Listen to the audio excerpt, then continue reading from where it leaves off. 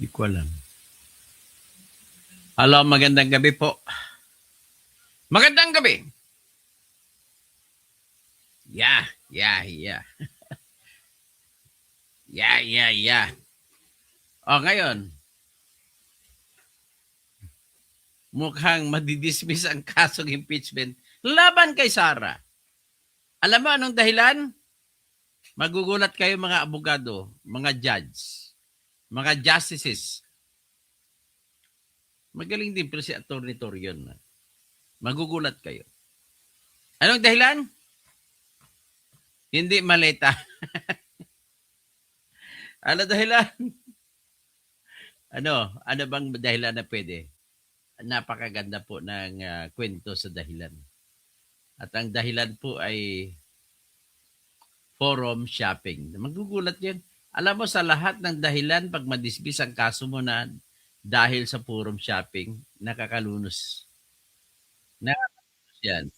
E, tanong ko, pag yan po ang dahilan na ginawa sa pagdidismiss ng kaso, ang feeling ng abogado, devastated. Kasi, napakakunting tingnan mo, parang walang kwenta. Pero, matindi ang batas ng Supreme Court sa forum shopping. So, ngayon, kung paano mangyari, i-discuss natin. Pero bago niyan, siguro, ilalatag ko na.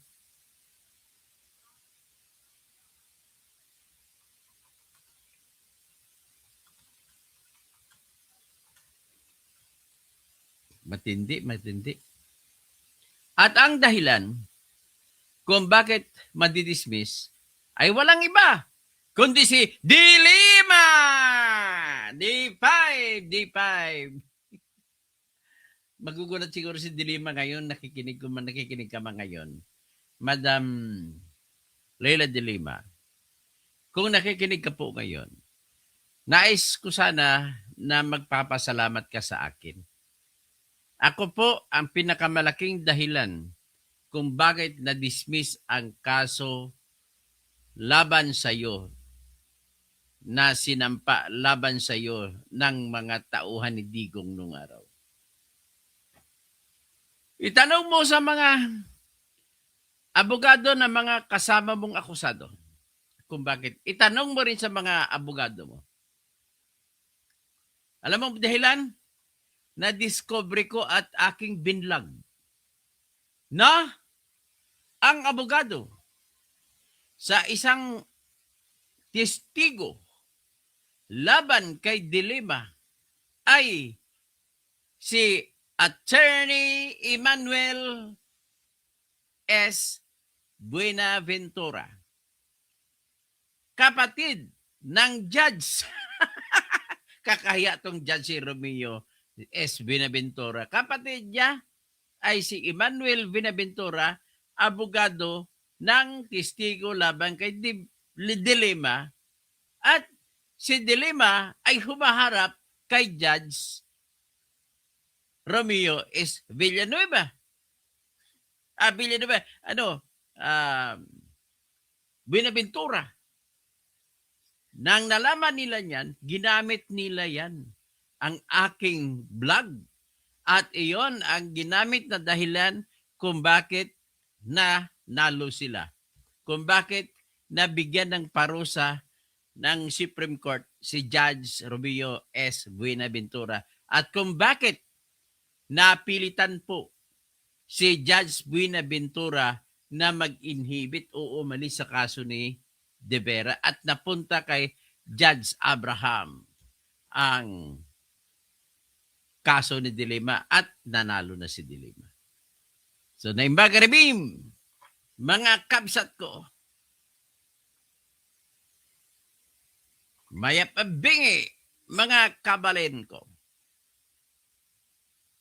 masanto siya labi, mga Pangasininse, mga kabag-anak ko sa Pangasinan, marayaw dum sa mga kaklase ko sa Mindanao State University na mga tausog.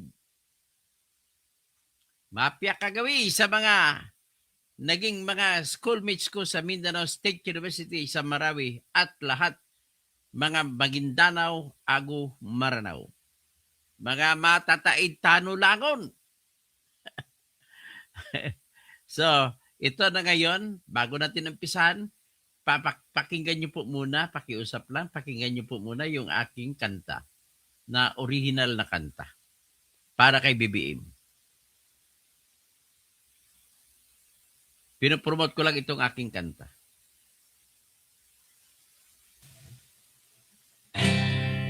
Okay lang ba Pwede nyo i-download para maging music nyo. mga kababayan?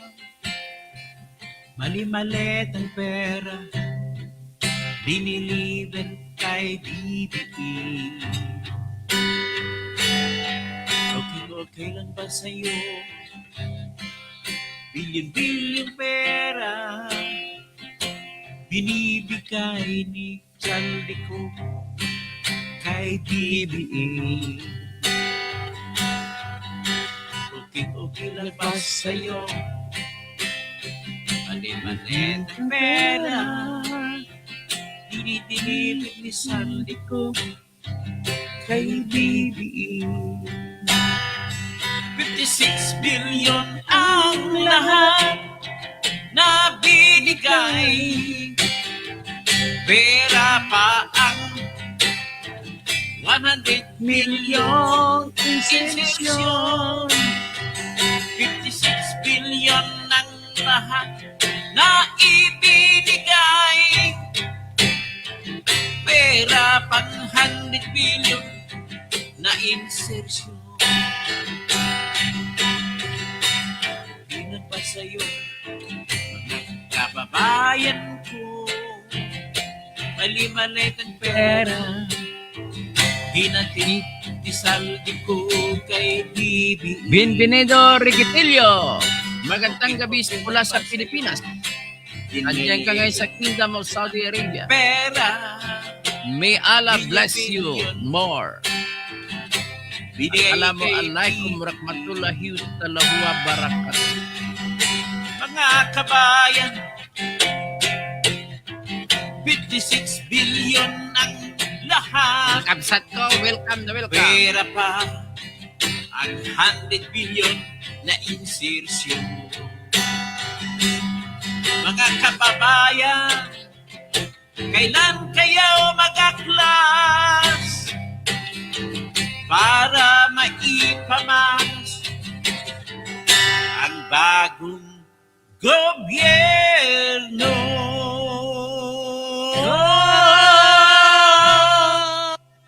Ayan, okay ba yung bago kong kinumpos na kanta? Ito ngayon.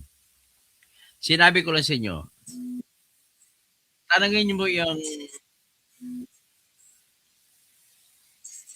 pwede niyo po tanungin ang lahat ng mga abogado na kakilala niyo. Mga judge na kakilala ninyo. O mga judge dito ngayon, mga abogado na kikinig sa akin ngayon. Mga Fiscal AJ, listen to me, listen up, listen good. Kinakopya ko yung salita ni Erwin Tulfo, ha. Alam mo, Fiscal AJ, si Atty. Libayan. Listen up and listen good. Ang nangyari po ay ang kasong sinampa laban kay Sara Duterte ay madidismiss. Ha? Madidismiss. Anong dahilan? Ha?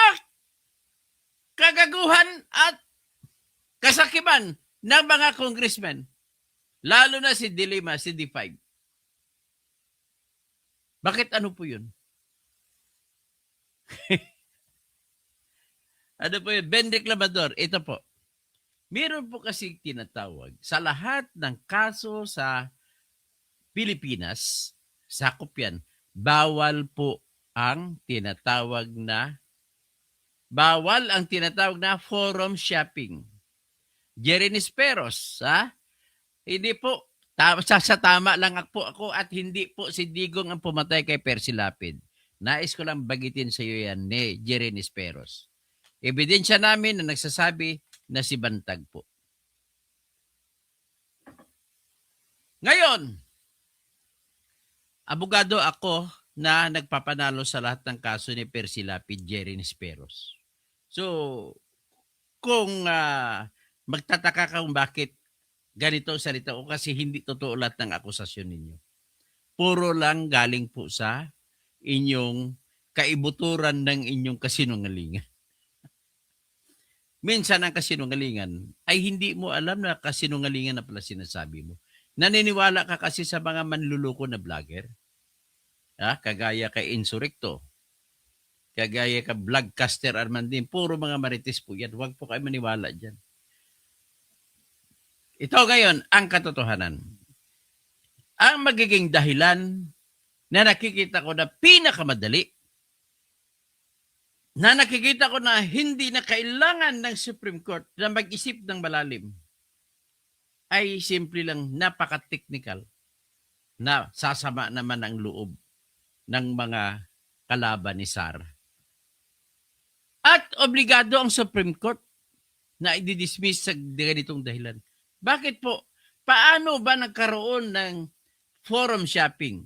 Bago ko sasabihin, bago ipakita, ay ganito. Ang forum shopping po, Mr. Jerry Nisperos, Ben Reclamador, halimbawa, kumasok ka po sa branch 1 ng RTC. Pagkaso mo sa branch 1 ng RTC, halimbawa Manila, alam ko si Judge Aliswag ang branch 1 eh. Pinakamasungit na judge sa buong Pilipinas. Ngayon, pag sinampa mo dyan, ang kaso mo ay hindi ka pwede magsampa ng ibang kaso na katulad sa kaso sa branch 1. Para isampa mo ulit. Kung magsampa ka sa iba, akit kalimbawa sa Court of Appeals, kapariho ang issue, kapariho ang partidos, pareho ang batas na pinag-uusapan, pareho ang mga pangyayari na pinag-uusapan. Ang mangyayari dyan ay nag-file ka, nag-forum ka dito sa RTC, Manila. Nag-forum ka rin sa Court of Appeals. Ang tawag dyan ay dalawang forum ang binaglagay mo ng kaso mo. Ang tingin ng Supreme Court niyan, paulit-ulit na desisyon ng Supreme Court. Ikaw po ay naghahanap ng mga korte na kung saan ikaw ay mananalo. So, forum shopping, court shopping, ang pinaka-literal na salita na pwedeng gamitin, court shopping, forum shopping. At since time immemorial, pinaparusahan ng dismissal ang kaso na forum shopping. So ngayon magtatanong kayo, anong kinalaman yun, Attorney Toto? Anong kinalaman niya sa kaso ng impeachment laban kay Sara? O yan anong kinalaman? Okay, Melinis J. Mayap Abingi. Sige mga kabalin ko dyan sa Singapore. Mga kabsat ko sa Singapore. Naimbaga, Rabim sa inyo. Si Elizabeth Woodbury, thank you for watching my blog always in New York. Start spreading the news. I'm yearning to stay. I want to be a part of it. New York, New York. This little town blues. I'm longing to stay. I want to be a part of it. In old New York. I want to wake up in a city that never sleeps. I want to be the king of the hill. Hindi ko lang memorize ang lyrics. Pero kinanta ko lang kasi nakita ko si Elizabeth Woodbury nasa New York siya. So Fernando Rafael Fernandez Cuervo. Viva Libertad! Listening from Logroño, La Rioja, España. Si Ben Reclamador, anong kinalaman sa impeachment ni VP Sara? Ito na po. Ito na. Ito na. Ito na. Ito na. Ha! Ha! Dubi-dubi-dub. ito. Sabi ko nga, ito po ang nangyari. Na-discover, di ba 4 na reklamo, binreklamador, 4 na reklamong impeachment laban kay Sara. May una, ang una sinampa ng grupo ni Trillanes. Ang pangalawa ay sinampa ng grupo ni Kiko Aquino D. Ang pangatlo, sinampa nitong parang akbayan ata. Basta may grupo. Pagkatapos, pang-apat. Okay. Ang pang-apat, sinampa ng grupo ni yung UP professor na si Attorney Arman Virgil Ligutan na bakasyadong mayabang, assuming feeling niya magaling siya. Hoy, magdebate nga tayo, Ligutan. Ha? Ang mangyari dito, debate sa gitna ng UP, representing UP College of Law ka. Ako naman, pamantasan ng lusod sa likod ng Manila City Hall. PLM, College of Law. Okay. Ito po yun. Pangatlong, ang pangalawang kaso, ladies and gentlemen, para kay sa grupo ni Kiko Aquino D, si Leila de Lima ang pumirma na congresswoman na nag-endorso. Kita na, tandaan nyo pangalawang reklamo si Leila de Lima ang nag-endorso. Pangatlo, ang pangatlong reklamo, si Leila de Lima rin. May forum shopping na. Bakit? Ibig sabihin, baka matalo yung isang reklamo, may pangatlong reklamo pa siya. Yan po ang classic na forum shopping. Biro mo, mag-endorse ka, 2 reklamo. Nako, patay kang bata ka. Walang ibang sisihin ang mga kaaway ni Sara, si Leila de Lima lang. Akalain mo, Leila de Lima, number 4 ka pa sa Bariksam? Ba't ganun ang ginawa mo? Hindi ka man lang nag-isip. Nako. Ay. Ay, nako. Wag muna natin pag-usapan ang merito kaya. Yan lang, doon na muna tayo tututok. Mamaya natin pag-usapan yung mga merito. Teknikalidad lang muna. So ngayon, meron dapat nilagay, bawal yan ang forum shopping. So, ang ibig sabihin, baka matalo ang isang pangalawa kasi before February 6, pinail yung pangalawa. So, naisip ni Dilema, bago mag-February 6. Ang utos ng Supreme Court, walang anumang bagong reklamong impeachment ang maaaring maisampa na mas maaga pa sa February 6, 2026. Sila! Nagsampa ng February 2. Patay ang bata. Kasi sabi niya, matatalo ako doon, sabi ni Dilima. Kaya nagsampa, pumirma din siya bilang major complainant as endorser sa pangatlong reklamo na sinampa after February 6. Hindi ibig sabihin, dyan pa lang, hindi na po titignan ang merito ng kaso. Dismissed. So, ano magyari ngayon? Kaya pala, napansin ninyo, sinubukan pa nila ni Dilima na isalba ang pangatlong reklamo. Sinabihan niya si Kiko Aquino D na i-withdraw mo ang reklamong pangalawa. Yun pala ang dahilan. Kasi pag withdraw ang unang kaso, ang gustong palabasin ni Dilima ay hindi na siya complainant sa pangalawa. Magagamot ba yun? Hindi, kasi nakasampa na. Ngayon, 2 ang epekto niyan. 2 ang epektong legal ng pangalawang impeachment na winidraw. Ang unang epekto, kung winidraw noong March 2, 2026, ang epekto ay magiging bawal na ang mga bagong reklamong impeachment. Kasi ang withdrawal that makes a complaint not viable anymore prohibits the succeeding impeachment complaint. mas nauna, March 2. Tapos pinag-usapan nila March 3. Ay, wala na, bawal na. Bawal na. That is the first effect. A second effect ay ganito. Nagsampa ka pala sa pangalawa na impeachment complaint. Nagsampa ka rin sa pangatlo. Ano tawag yan? Sabi ng mga Ilonggo, tando-tando, din bukid. Alam mo sa Ilonggo tsaka Cebuano kasi tsaka Waray, ang bukid na tinatawag ay bundok. Kaya meron kami yung parang uod. Hinahawakan namin, pinaglalaroan ko ng bata pa ko. Ang tawag namin tando-tando. Pag ginagalaw-galaw namin yan, gumaganon-ganon siya, buhay. Tinatanong ko kung saan ang bundok.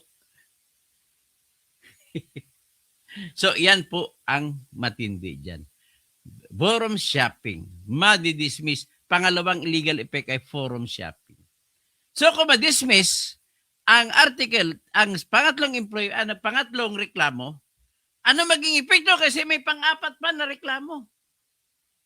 Kung madi-dismiss ang pangatlong reklamong impeachment dahil sa forum shopping, ay mangyari niyan, madi-dismiss din ang pang-apat. Bakit?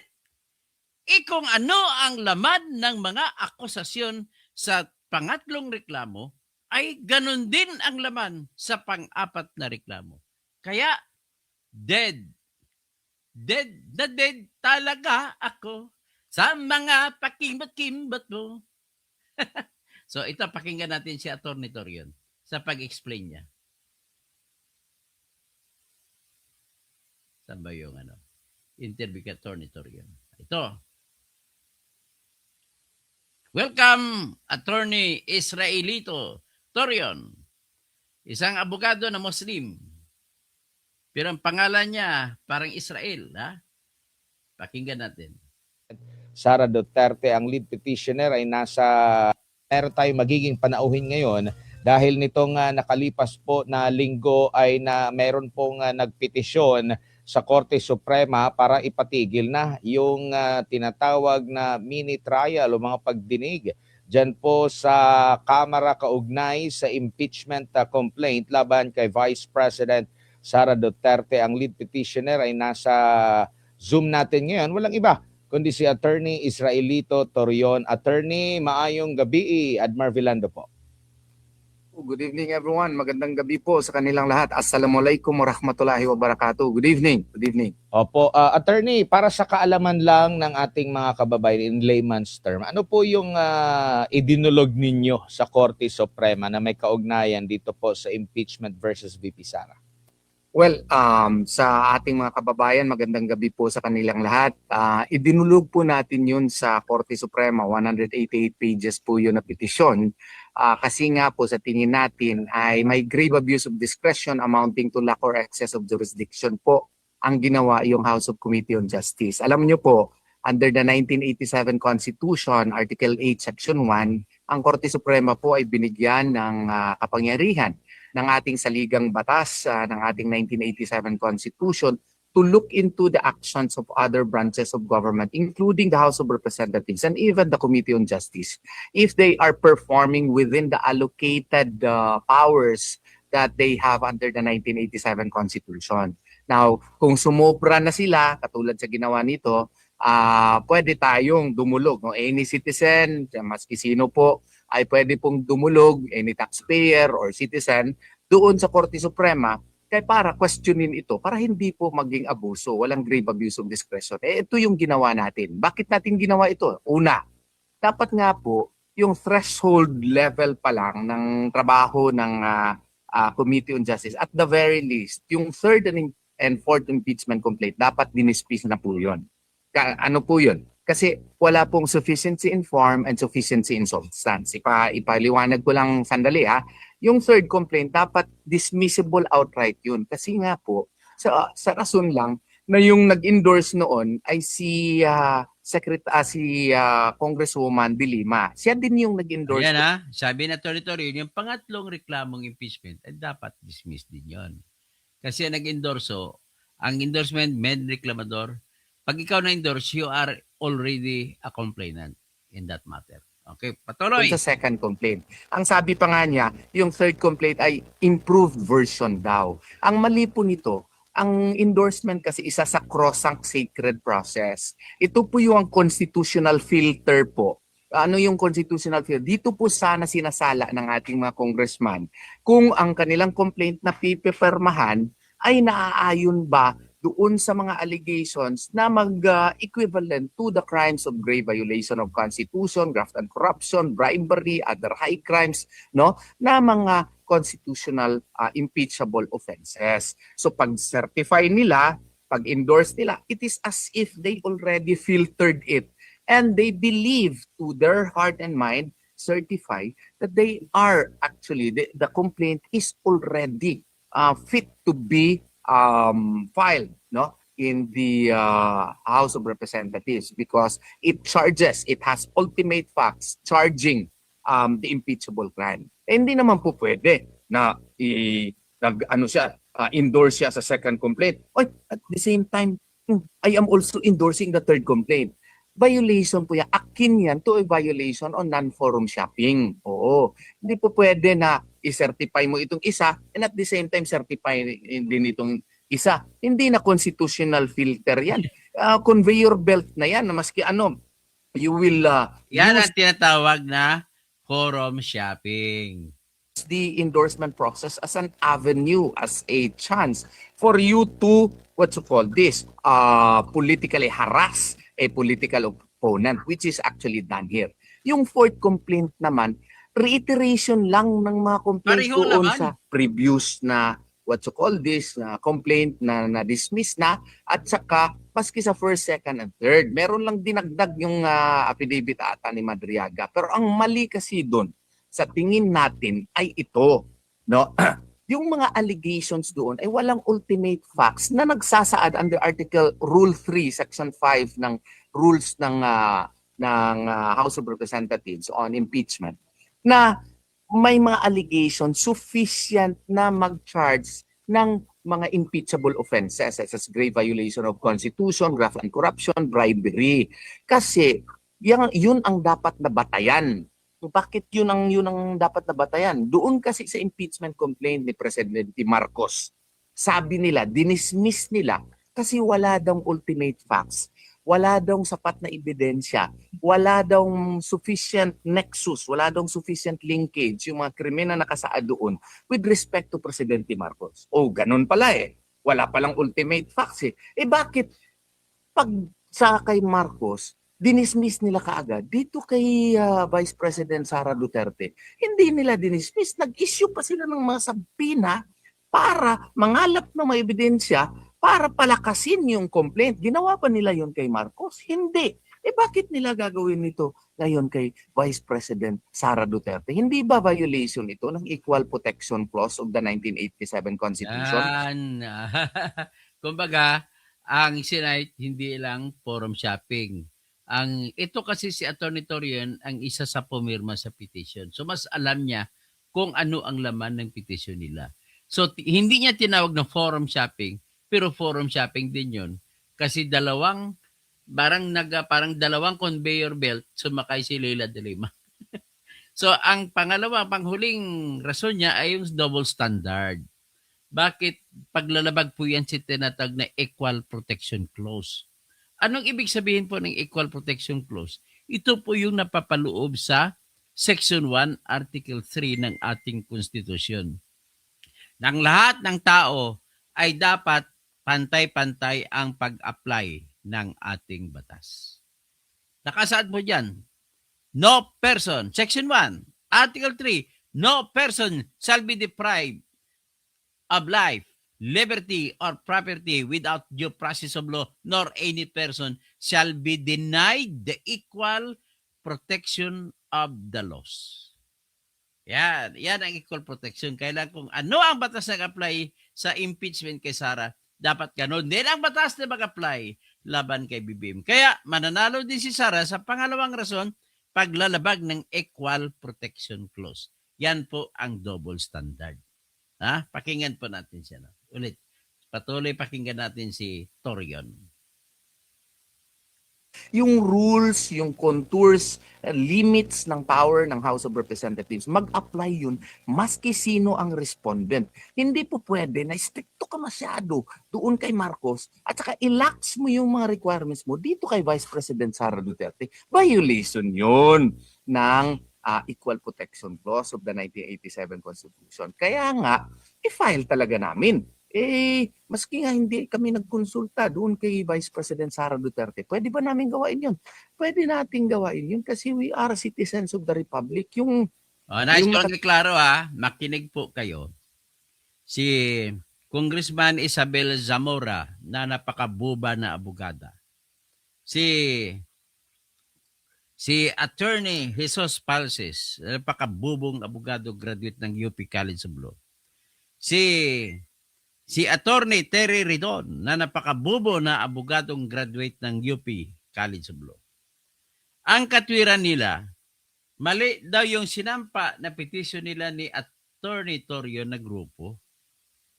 Kung tawagin mo sila mga Duterte lawyers. Kasi daw hindi sila nagpaalam kay Sara Duterte. So ang sinasabi nila ni Torion, wala raw legal standing itong mga Duterte lawyers.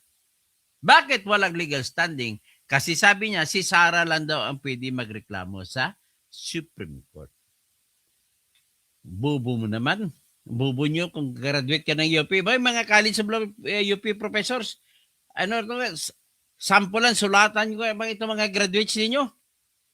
Biro mo, kami mga Pilipino, mga taxpayers na nagbabayad sa inyo mga sweldo sa mga professor dyan. Sweldo sa mga instructors dyan. Sweldo ng mga, tuition ng mga estudyante dyan. Para lang natin, ang buong bansa yan. Tapos ganun lang ang produkto, bobo. Anyway, taga-UP rin nagdugbok sa Pilipinas si Marcos Sr. So anyway, ganito lang po kasimple. Ang kabubuhan ninyo na sinasabi ninyo, Attorney Torion, Terry Ridon, Attorney Isabel Zamora, Attorney Jinky Lucarit Cloestro, Attorney Jesus Falsus in Unos, Falsus in Omnibus, si Attorney Ligutan, si Attorney Dino De Leon, isa, si Attorney Archie Guevara. Napakabubo nyo na naman. Bakit? Matanong ko kayo, alam nyo ba, di ba, nung unang impeachment laban kay Sara, si Attorney Torion at grupo, the same group, sumama lang dyan si Attorney Vic Rodriguez, at saka iba pa bago, may mga bagong sumama. Ay, pinayagan sila ng Supreme Court doon sa unang impeachment para magrereklamo para kay Sara, kahit wala silang kinalaman kay Sara Duterte. Just because they are taxpayers also. Nagbabayad ng buwis.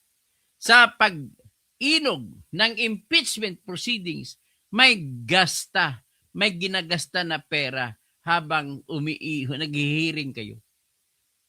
Siyempre may pagkain, kahit itlog lang kinain mo sa hearing, nagmirenda ka lang, kape lang. Expenditure yun ng pera ng pamahalaan. Kaya may katwiran ang taxpayers. Isa pa, registered voter yan.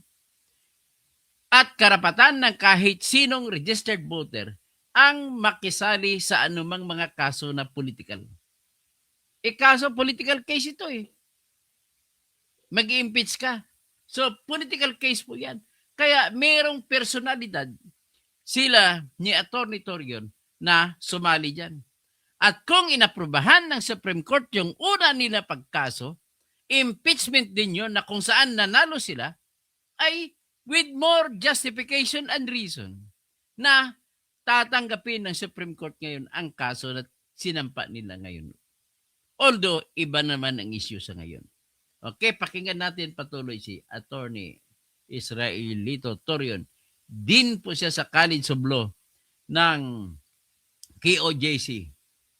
Under Article 11, Section 3 is one of the ways by which a citizen can directly seek the succor of the Supreme Court, the help of the Supreme Court in actually questioning grave abuses of discretion amounting to lack or excess of jurisdiction of the acts of the other branches of the government. At saka, ito po yung pinaka-correct na example. Di kami, minamahal namin masyado si Vice President Sara Duterte. Binoto namin yun.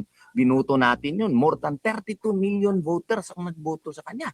Itong mga congressman, ilan lang ang boto, iba pa dyan. Hindi nga binoto ng diretso, party list pa. Ang bias pa, sila pa yung complainant, sila pa yung nag-endorse, sila pa yung tumatayong ngayong napakaingay pa, sila pa yung napakaingay at sila pa yung mag-determine kung sufficient in substance ba, sufficient in form. Hindi man lang another ground nga din yan, hindi man lang nag-inhibit. Pwede ba yun na sila na ang magiging investigator, sila na ang magngangalap ng ebidensya para palakasin, para ipahiya pa masyado si Vice President Sara Duterte na hindi naman yun sakop ng kanilang mga powers and authorities under the 1987 Constitution. So siyempre, mag-file kami ng kaso. Kaya natin ginawa yun. What is good for the gander should be good for the goose. Meaning, kung anong standard na in-apply nyo yung pag-dismiss doon sa kaso against kay Presidente Marcos, dapat ganun din yung standard na ginamit ninyo kay VP Sara Duterte. Kaya nag-file tayo. Opo, ang lagi pong sinasabi po ng Kamara ay ang sole power sa pag-initiate ng impeachment ay nasa kanila. At lagi nilang inulit-ulit na itong kanilang hakbang ngayon ay in accordance sa kanilang House rules sa pagtalakay dito po sa impeachment and in accordance din sa yung pinakahuling decision po ng Korte Suprema na kinatigan din po yung inyo pong petition last time. Totoo yan. The House of Representatives has the sole power to initiate impeachment complaints. However, the initiation process and the file and in the process of filing and perfecting such impeachment complaint, must be constitutional. It must be within the contours provided under the 1987 Constitution. Dapat sumunod sa konstitusyon na utos. Inang ibig sabihin ni Atty. Ridon. Atty. Torion. Saan ka makakita na ang House of Representatives ngayon nagpa-issue pa ng mga subpoena over certain corporations na hindi man lang nakasaad doon sa complaint? Saan ka nakakita yung complaint? Hindi naman nakasaad kung anong SALN, anong specific SALN ang nag-exceed o tumaas masyado yung kita ni allegedly ni Vice President Sara Duterte. Wala namang specificity yung complaint. Dito sa overbroad masyado yung mga subpoena na ginawa nila na para na talagang fishing expedition ang ginawa nila.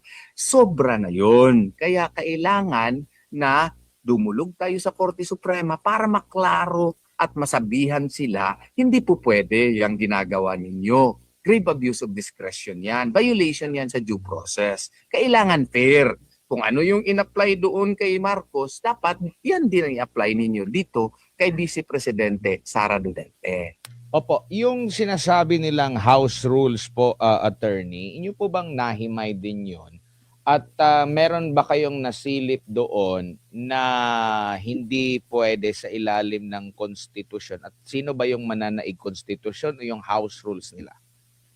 Well, meron sila, alam ko anong sinasabi niya. Una, yung Rule 3 Section 5 na ang gagamitin ko against them. Kasi yung Rule 3 Section 5 kasi in the determination of requirement of substance, it is actually met if there is a recital of facts constituting the offense charged and determinative of the jurisdiction of the committee. Meaning, dapat sa kanila, i-determine nila yung complaint kung ang mga allegations ba doon ay equivalent to grave violation of the Constitution, bribery, graft and corruption. Wala ngang klaro Ang impeachment supposedly is personal. Hindi yan institutional. ang mga allegations doon pagka DepEd Secretary pa niya. Oo. Tapos may mga allegations nagbibigay ng mga envelope, hindi nga nakasaad kung sinong binigyan. Si Vice President pa mismo ang nambigay, hindi nakasaad doon. Hindi naman po pwede na yung mga kamalian kung meron man doon sa mga sa mga staff, ipahid mo diretso doon sa Vice Presidente at the time when she was still a DepEd Secretary. Okay? Office specific po yung crimes na iyon. Kaya nga, walang ultimate facts. Tapos sasabihin nila, yung nag-issue kami ng subpoena, pursuant naman yun sa aming rule-making power. Nasa rules namin yan. Totoo yan. Oh, we concede to that. Pero, yung ginagawa kasi nila, yung clarificatory power nila to conduct clarificatory questionings, pareho yan sa piskalya. You can clarify, you can issue or you can actually ask clarificatory questions on matters raised in the complaint. Pero kung hindi yun nakasaad sa complaint, hindi ka pwede magsapina maski mga korporasyon na hindi nakasaad doon sa complaint, isali mo na. Pati yung mga SALN na hindi naman nakasaad specifically doon sa complaint, isasali mo na. Masyadong overbread na yung, masyadong broad masyado yung ginawa nilang mga subpoena na ginawa, which is already a violation of the rights also of VP Sara Duterte. Iklaro ko lang ha, ito, sa Article 5 ng third complaint ni Savalya, no? Accordingly, Savalya invoked unexplained wealth and SALN non-disclosure. It alleges that respondent's salary could not explain hundreds of millions in her bank accounts and concludes that she failed to disclose assets and true net worth. O, yan lang, ha? Ang sabi niya. Okay, pag-usapan natin yung SALN. Ito, may i-upload ako. SALN. Ipakita ko ang SALN ni Bongbong Marcos, SALN ni Romualdez, at saka SALN ni Sara. Tingnan ninyo. O, ito. Ito yung official SALN and appraised wealth summary. Ang kay Bongbong Marcos noong 2020 ay 203.8 million. Sa 2020 rin, ang kay Speaker Romualdez ay 475.6 million. Ang kay BP Sara ay 44.8 million. Layo, di ba? Wala, 400 million plus ang kay Speaker. 150 million plus ang lamang ni BBM. 2028, 2021 na taon. Ganon din ang kay Romualdez. Ganon din ang kay BBM. O mga tangkonti si nag-plus plus 14, nag-14 million na 13 plus million na dagdag kay Sara. So naging 58 million. Noong year 2022, ang 203.8 million na naging 960 million, 0.7. Ang kay Marcos, kay Speaker, naging 475 billion pa rin. Maraming tinatago ay hindi pinapakita. Tapos ang kay Sara, naging 71.7 billion. Ang nag-i-increase po na SALN, yan nagpapatunay na nire-report niya ang kinikita niya. Yung mga hindi nag-increase, yan po ang katibayan na tinatago nila yung kanilang kinikita. So, si BBM, noong 2022, hindi niya tinago, nag-increase. So, ang increase ni BBM sa 2022 kumpara sa 2021 ay 757 million.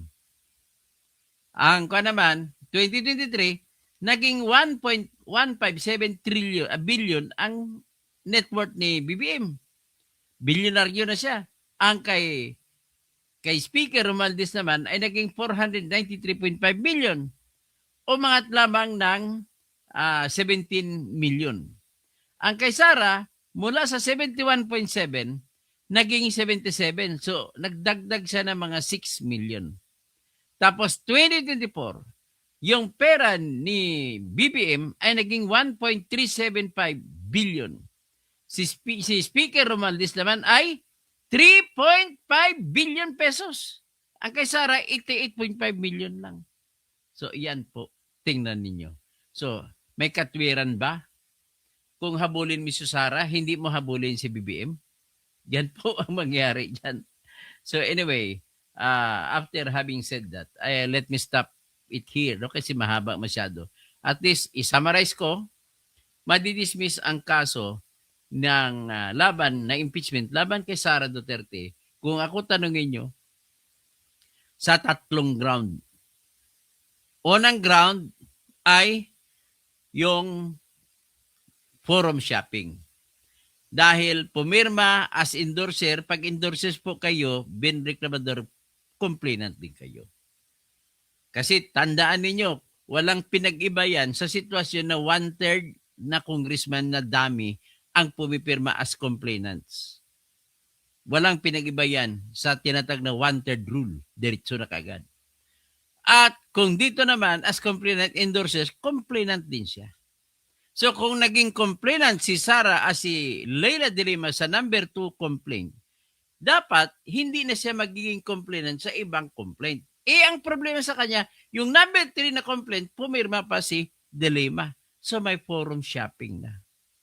So kung madismiss ngayon, ang 3rd complaint dahil forum shopping ay madidismiss din ang pang-4 na reklamo kasi identical, pareho lang ang laman ng number 4 na complaint at saka number 3. Another ground, pangatlong ground na pagka-dismissal, sapagkat winidraw na ni Kiko Aquino D. Yung pangalawang complaint noong March 2, ibig sabihin hindi na sila pwede mag-deliberate ng bagong impeachment pagkatapos ng March 2. Kailangan March 2 next year na naman sila pwede magsampa ng reklamo. 3 dahilan, di ba? Yung isa dyan, yung pang-4 na hinuhope ko at positive ako na mananalo sila ay yung nilabag mismo yung batas ng Kongreso na kung kayo ay magpapatakbo ng reklamong impeachment, kailangan sasalain mo sa Section 5, Rule 3 na nagsasabi, kailangan tingnan mo ang reklamo na impeachment kung ito ba ay nagbabanggit ng lahat ng detalye na kailanganin para i-impeach mo si Sara or i-impeach mo si BBM. Anong tawag dyan? Yung mga 4Ws and 1H. No? So ano pang 4W? Who, what, when, where, and why. So 5Ws and 1H. How? Dapat lahat ng detalye ganun nasa sagot doon para ma-impeach ay binabanggit ang detalye. Pagdating kay Sara, hindi po kompleto kung ang how, kung paano nananakaw ni Sara ang confidential fund. Hanggang doon lamang kayo na binigay ang pera sa 2 intelligence officers na si Raymond Dante Lachica at saka si Colonel Dennis Nolasco. At nagbigay pa ng resibo na Mary Grispiatos, maraming mga peking resibo. Yang batas po yan sa confidential fund na huwag kilalanin ang totoong tao na tumanggap ng pera. Kaya ganun ang dahilan kung bakit mga peking pangalan ang binigay na resibo kung sino tumanggap ng pera. Kasi kung uungkatin mo yan, makikita ngayon kung sino mga tao ang nagbigay ng tip sama kay Sara Duterte sa pagre-recruit ng mga junior high school natin at saka senior high school students na magiging NPA. Yan po ang katwiran dyan. So ngayon, kung walang banggit ng 5Ws and 1H, ay automatic dismiss. Ang kay Bongbong naman na reklamo ay nabanggit lahat. Pero binasura. So, ang puntos, dapat double standard. Kung tama ang ginagamit nyo kay Bongbong, dapat ganun din ang standard na gagamitin nyo kay Sara. Otherwise, nagkasala kayo, nilabag ninyo ang Section 1, Article 3 ng ating Constitution na pinakamataas na batas na nagsasabi, no person shall be deprived of life, liberty, or property without due process of law, nor any person shall be denied the equal protection of the laws. Equal ang protection, equal ang pag-apply, equal ang pagparusa ng batas natin sa bawat tao. Pareho silang impeachable officer, dapat pareha ang pag-apply. Ganun sana dapat, pero hindi po nila ginawa. So ang kay BBM naman, kompleto naman ang pagkabanggit para mapatunayan mo na dilabag niya ang tiwala ng taong bayan sa pamamagitan ng hindi pag-submit ng kanyang hair follicle test. At nilabag niya rin ang tiwala ng taong bayan nang siya'y nagkamal ng salapi, mali-malitang salapi mula sa kaban ng bayan. Dahil siya naman nag-aproba. Kompleto pong detalye. Ang lahat ng W's and 1H ay kompletong detalye. Kay Sara naman, pagdating naman sa confidential fund ng Department of Education, hindi binanggit ang lahat ng detalye kung paano maisasama sapagkat hindi naman siya Vice President nung siya Secretary ng Education. Hindi mo pwede impeach ang Secretary of Education. So kulang din ang pagbanggit kung paano mo idadamay. Wala.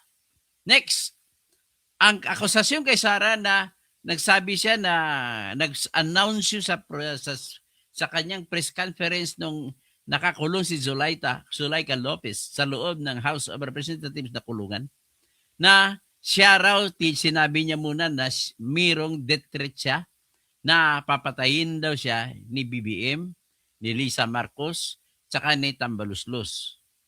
At para madepensa niya sarili niya, ay kumausap na siya ng isang killer. So pinaalam niya doon, warning po ito, hindi po ito death threat, warning po ito. Winarningan si the BBM na kung ipapatay siya, papatayin din sila. Ganun na po kasimple. So a warning is not a death threat. Parang kagaya rin yan ng demand letter kung pumasok ka. Bago tatanggapin ang kaso mo sa korte, kailangan mag-demand letter ka muna sa taong kakasuhan mo. Halimbawa, may utang na salapi ang taong gusto mong kakasuhan. At kailangan mag-utos ng korte na utusan siya na bayaran ka. Bago tatanggapin ng korte ang kaso mo at bago pagbigyan, sasabihin na sufficient in form and substance, ay dapat nagpadala ka muna ng demand letter, which is parang death threat, parang threat din yan. Pero karapatan mo na mag-demand kasi nasa ilalim ng batas na depensahan mong iyong kayamanan. Ganon din sa buhay mo, kasama sa batas ang self-defense. Kahit sino pang tao, pumatay ka man, basta self-defense, hindi ka makukulong. Walang parusa na naghihintay sa iyo. Kaya pwede mo sabihin na self-defense ni Sara yun. At ang warning na yun ay commensurate lang sa inequality in the, sasabihin, intensity against the threat to be killed kasi papatayin daw siya. So iyan lang ang kwan, kulang-kulang din po ang pagbagit kung paano mo sabihin na maging murder yun. Paano mo sabihin na giging plot to kill murder yun kasi wala namang, hindi mo naman binanggit kung mayroon bang batas sa Pilipinas na may paparusahan ba ang plot to kill murder. Eh kung hindi murder yun kasi wala namang batas sa Pilipinas. Nullium crimen nullius pena sine lege. There is no crime if there is no law punishing it. So, kung walang batas yan, hindi mo pwede tawaging high crime yan. Kung hindi nga crime yan, how else can you call it as high crime? Ganun lang po kasimple yan. Okay? So, I hope so you understood me already. Salamat po sa pakikinig. So, si Ryan Bingbing, good explanation. Zani Saludes, Kalbo. So, support Gunggong. Di gano'n. Kung gano'n ba lang po, iban na lang po kita. Ban. Romeo Bundo, maayong kadlawan doktoto, amping mo diha. O sige, pag-amping, tanang mga Cebuano speaking, pag-amping. Tanan nga mga Ilonggo speaking, paghalong gig kamo sa inyo nga mga kalawasan. Tapos si Romeo Bundo, si Junior, si Ben Reclamador, Mr. Tambi, nandito ka pala. Sino ba yung Tambi? Si William Castillo, William. Nga mo, kung abogado yan, nasa isip mo, gago, ayun. Bawal po mga salita yan dito. Mula ngayon, maging disente na tayo, kaya iba na po kita. Mr. Romualdez Tambi, Ben, kasimple ng logic, yung inakusa kay BP, Sara, puro criminal case. Pwede naman sampahan ng kaso dahil di yan immune. Bakit impeachment? Tama naman ang mga tanong, mga punto ni Mr. Romualdez Tambi. Virginia Malonzo, Ramel Bengson, Elson Hisona, Mga solid Duterte dyan, likes naman kayo. Terminal, may dismissal ba sa Senado? Nakasalalay pa rin sa mga hunghang na senador ang kapalaran ni VP Sara Attorney. Malamang may mananalo siya sa Senado. Sigurado ako dyan. Tapos si Romeo Bondos Jr.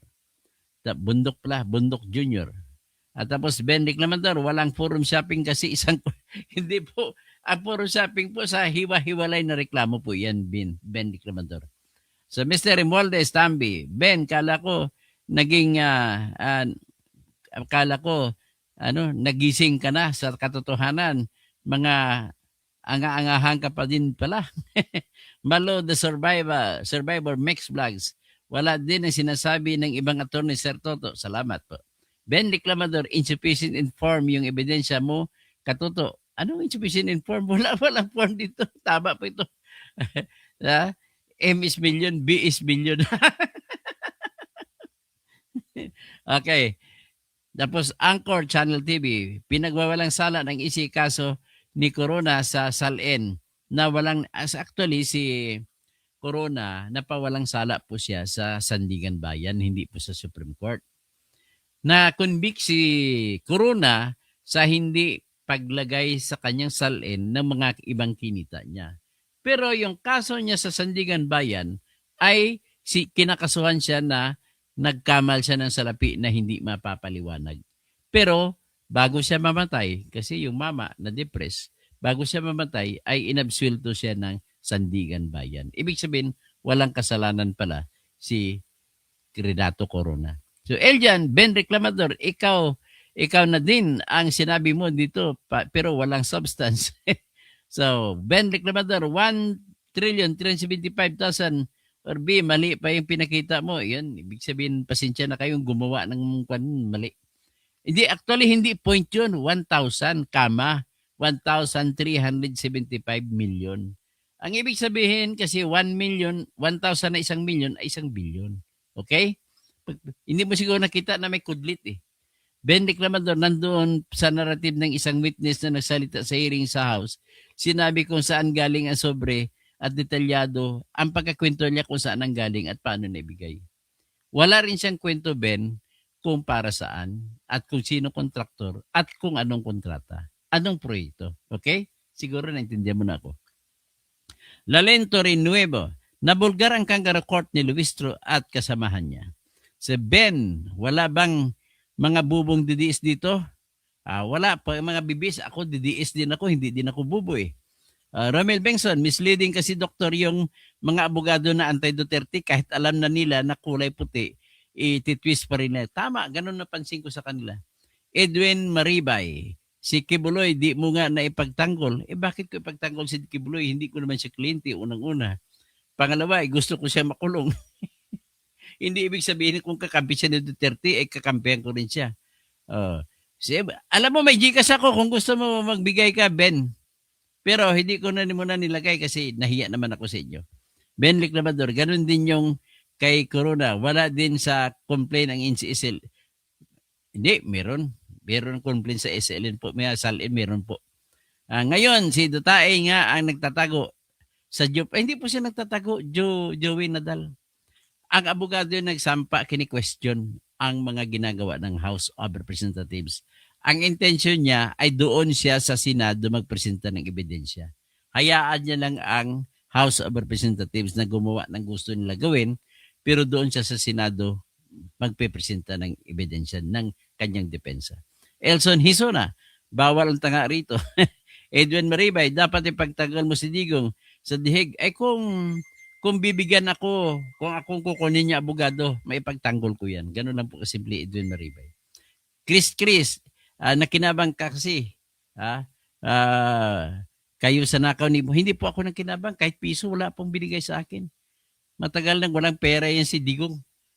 Kung totoo siya sabi ni Trillanes, 150 million kada buwan binabayad niya kay Kaufman. E di, 1.5 billion na ngayon na ubos ni Digong. Kaya yan ang pinakamalaki kong ebidensya. Bakit ko sinasabi na si Trillanes ay sinungaling. So, Romel, dapat gawing security guard si Terry rito. Oo nga, kamukha niya si Mr. Bean ng Pilipinas, sa laki ng pisngi. Sa ano daw, si Cookie Ridon. Ben Reclamador, sabi ni Jenny Bumagat, si Cookie Ridon. Ben Reclamador, fishing expedition, forum shopping, tapos double standard pa. Ay, tatlo na. Tatlo ang dahilan. Napakatindi po. So, Romel, Mine, Elson Hisona, sino pa? Oh, hanggang dyan lang at maraming salamat kay Kumaro, Gilbert Labrador. Sino pang isa? Belle Rabino, Leon Nico Jr., Ardaniel.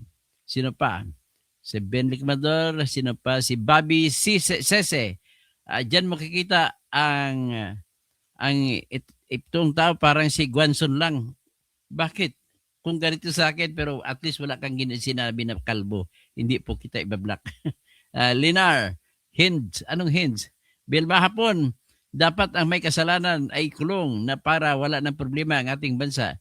Wala na ring astig-astigan na BP. Ay di, ikulong mo si BBM. Bakit hindi nakulong? Double standard ka rin. Elson Hisuna, Linar, Ruel Puertoliano, maniwala ko sa iyo. Ay, maniwala ka na lang. Okay, Linar, matulog ka na po. Okay lang na, basta hindi lang kayo tatawag na nagwawala rito. Good Eve, Fernando Jr. Dr. Toto, maganda rin boses mo, Dok. Okay. Ha? Tapos ito, I want to break free. I want to break free. I want to break free from your heart. I feel so satisfied. I don't need you. I got to be free. God knows I want to break free. Kaya dapat tayo magiging free na tayo lahat. Okay? Maraming salamat po sa inyo. At tayo, over and out na tayo. Bogsaram, galit si Cookie Ridon kasi tinanggal. Tinanggal ni Duterte noon sa Presidential Committee on the Urban Poor. Virginia Malonzo, ang galing mo pong mag-explain, sir. Salamat, Mr. Romualdez, damay pa si Kibuloy. Si Kibuloy nag-rape talaga yun. Totoo lang. Ang ganda-ganda kasi ni Amanda eh. Mr. Romualdez, Calvo, Norberto Nicolas. Sana nga po, Dr. Toto, nabasura na yung impeachment. Tapos si Virginia Malonzo, si BBM ang pinakaugat ng problema. Sa totoo lang, siya pinakaugat ng problema sa lahat. Kasi kung hindi niya inaprubahan, ay wala na sana tayong problema. Magandang gabi, Jomar. Sige, Jomar. Bibigyan na kita ng allowance mo pang papako ka sa cross. At magdasal tayo, mga Katoliko. Dasal tayo, mga Muslim. Sulangon tano, pitiroan tano si Allah. Bigyo tayo sa mga grasya at alagaan ang ating katawan, alagaan ang ating katahimikan, alagaan ang ating kinabukasan, lalo na ng ating bansa. Maraming salamat po sa lahat.